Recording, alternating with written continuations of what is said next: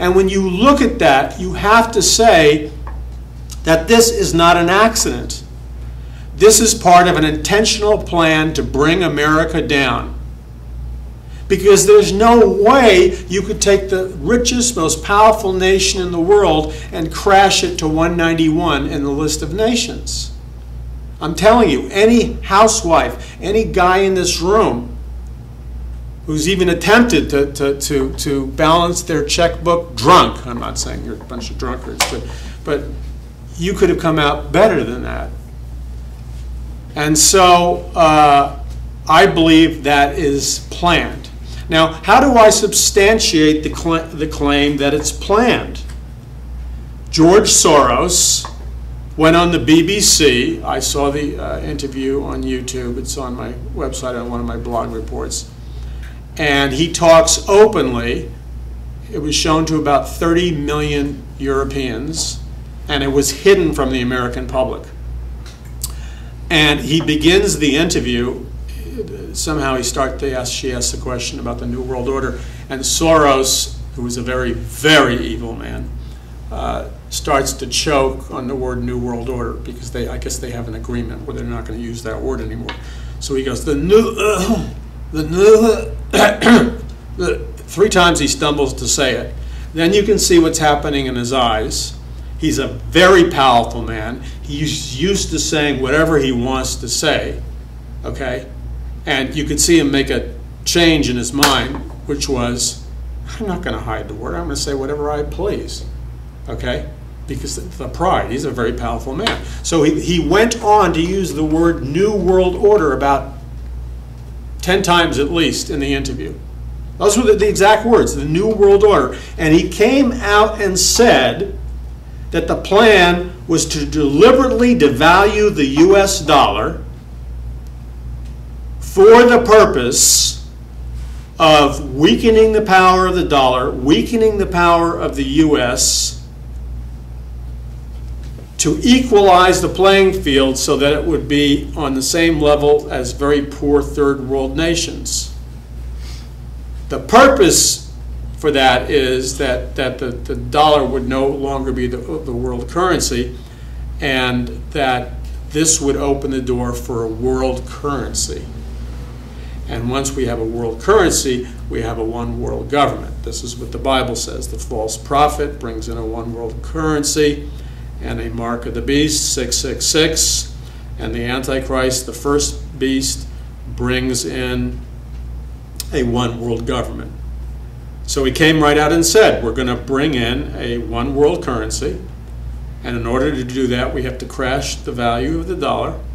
We're going to artificially raise up China. China did not become, it's going to be the world's #1 economic superpower in the next couple of years. That did not happen because they worked hard. It happened because Rockefeller, Brzezinski, the Council on Foreign Relations, made the decision to transfer all the manufacturing out of the US, put it into China where they work at slave labor wages, and they artificially made them an economic superpower and artificially brought us down. And the attack is specifically on the middle class. So he said, Soros said on this interview, we're going to transfer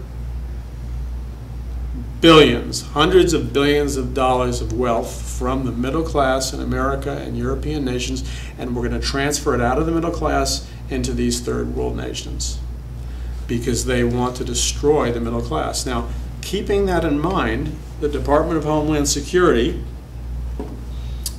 which has targeted the middle class for quite a while, recently, like within the last 2 days, came out with a report making the American middle class the enemy and the #1 group for possible terrorist activities. They've done this a bunch of times.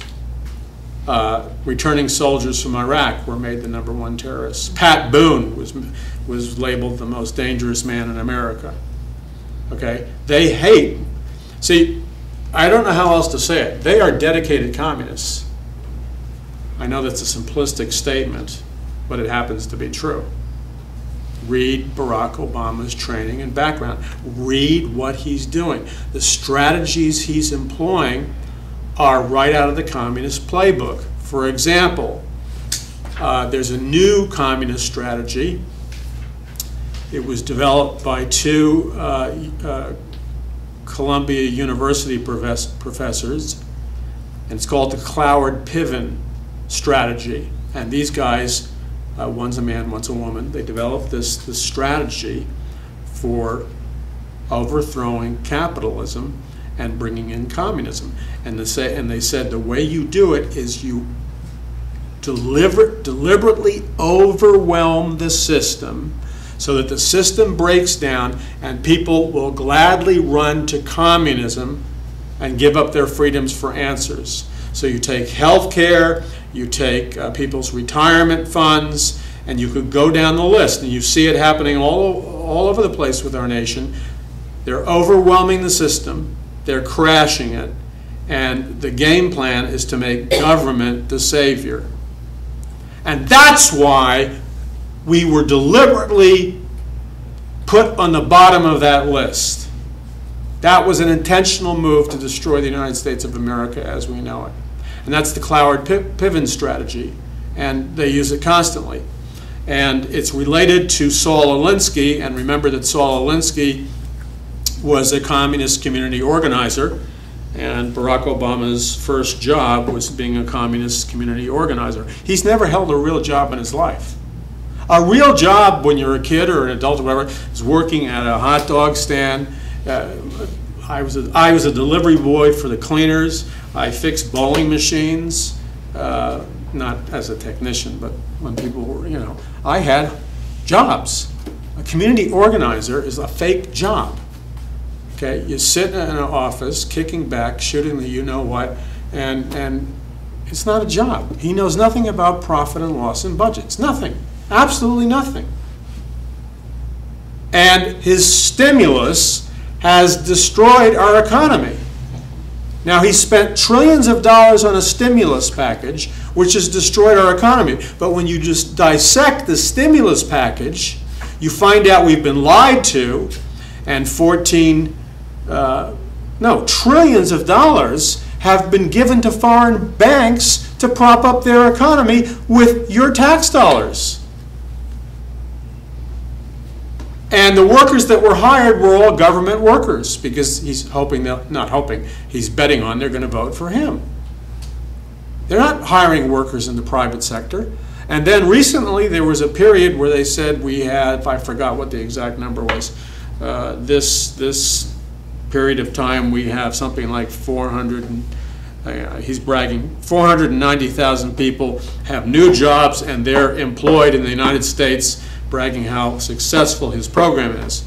Did you know that more than half of that number of people that were employed were hired by McDonald's Corporation?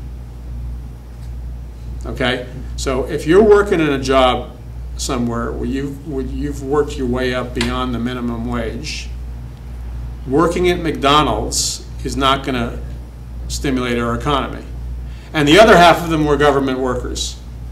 Did you know that $10 million of that budget, you see, he sneaks stuff in, was used for this program where they're being accused of it, so I'm not saying it's a fact. Allegedly, they've been accused, the Obama administration, of buying guns in the US and shipping them into Mexico, and they're using that as a means of numerically counting and identifying the owners of guns and violent crimes. The purpose is, though, that that's all bogus, and then they're going to assign those numbers to regular Americans who happen to own guns and say, look, you committed a crime, and use that computer data as a means of taking away your guns. That's what he did with the stimulus money. Before there can be a revolution, you have to take away the guns of the people. It's really simple. Okay, now, that's just an overview. And all of those are realities, and I can get far more detailed. We're losing our freedoms. Our Constitution is under assault. When's the last time? Why is it that when you watch the news, they don't regularly read to you your Bill of Rights? Not just say the Bill of Rights, amendment this, article that, which is a way of hiding it from you. Why is it that they don't sit down and look into the camera and tell you what your Bill of Rights are? Because most Americans don't know. They don't know because they're not being told over the television airways. You have freedom of the press, freedom of religion, freedom of speech, freedom of assembly, freedom from unreasonable search and seizure, including the internet, freedom to bear arms, and so on and so forth. They're undermining the Constitution. And George Soros told him publicly, stop worrying about the Congress.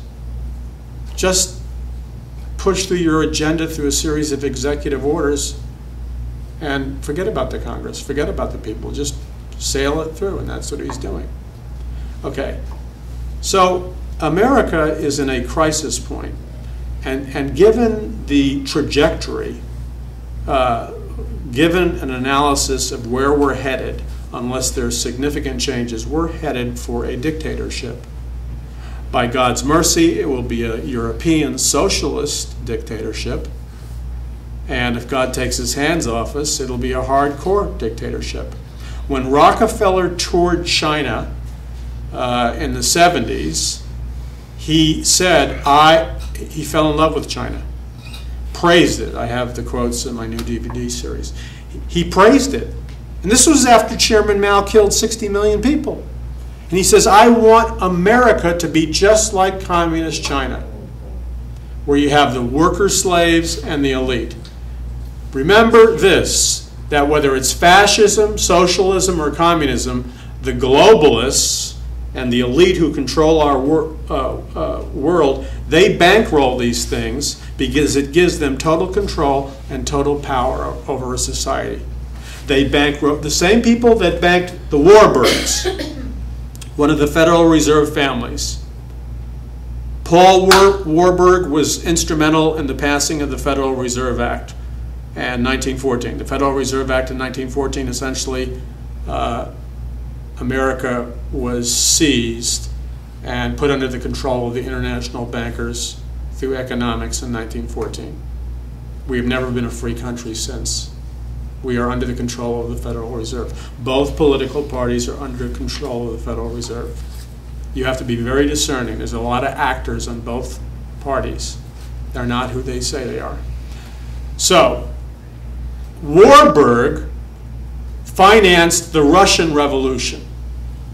He financed Trotsky and he financed Lenin. The Russian people, by the way, the year they launched the communist revolution in Russia, the people in Russia had the highest economy of any economy in the world. So why would the people with the highest economy of any economy in the world be interested in wealth redistribution? They were doing good even under the Tsar. They were doing good. And communism didn't take off. So Warburg bought a lot of thugs and criminals, and the Russian people met it with a lot of resistance, but they went city by city, town by town, with all these criminals, and they gradually took over the nation. It was not a popular uprising. It was done by hired thugs, of which this wealthy banker in the US paid for. Now, a little bit later, his brother, Max Warburg, was in charge of all the money in Germany, and then eventually Nazi Germany. So Paul Warburg, with other American capitalists, is financing the Russian Communist Revolution.